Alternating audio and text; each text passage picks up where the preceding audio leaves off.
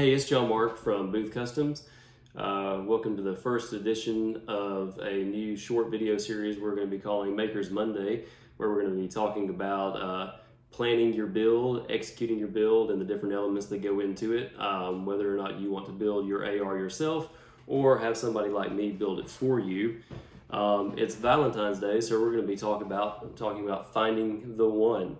One of the first things you're going to want to do is determine what type of AR you're going to build. There are endless possibilities when it comes to the AR platform, which is one of the reasons I like it so much, and it is America's favorite gun. You can do anything from the AR15 traditional style, which is the smaller caliber version, or up to the M5 AR10, which will be your large calibers. It depends solely on what you want to use it for, whether you're going to want to do a truck gun, something for hunting, or just for getting out there and shooting.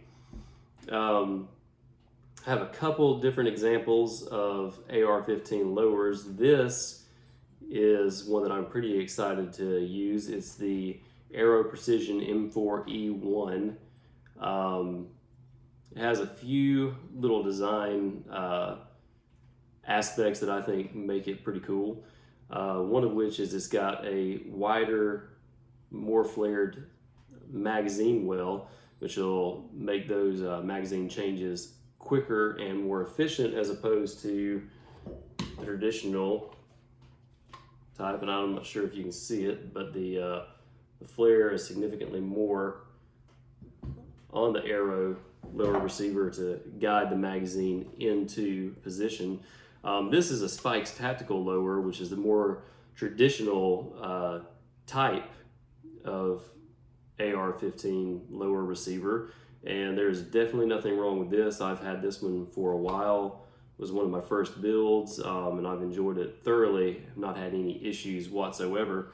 A couple other different things about this Aero, though, is it has a set screw for the bolt catch release. So instead of having to tap away to get the roll pin in to hold your release, you simply put the release in position and screw the set screw in, easy peasy.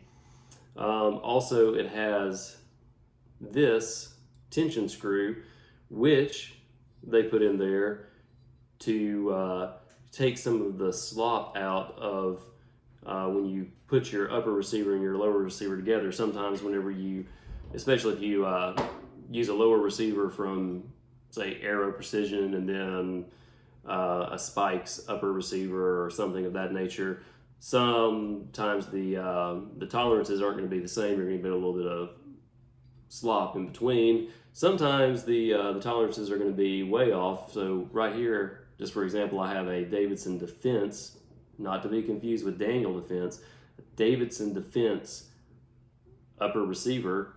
And whenever I attempt to put it in to this Aero, that's about as far as I get it before I'm going to have to force it down in there. I'm not discrediting Davidson Defense at all, but their tolerances are not nearly as tight as Aero. If I were to put this with an Aero upper receiver, it would fit more or less perfectly. So that's one thing you got to look at. If you're building a budget gun, sure, go with Davidson Defense, Anderson, something like that. Nothing wrong with that. Stick with an Anderson upper and lower or a Davidson upper and lower, because if you try to put a lower price point upper receiver with a higher price point lower receiver, you're going to run into issues with fitment. So once you've picked which lower receiver you want to go with, you can start working on your upper and some of the other aspects, and we'll be covering that next week on that edition of Maker's Monday. Happy Valentine's Day, everybody, and happy shooting.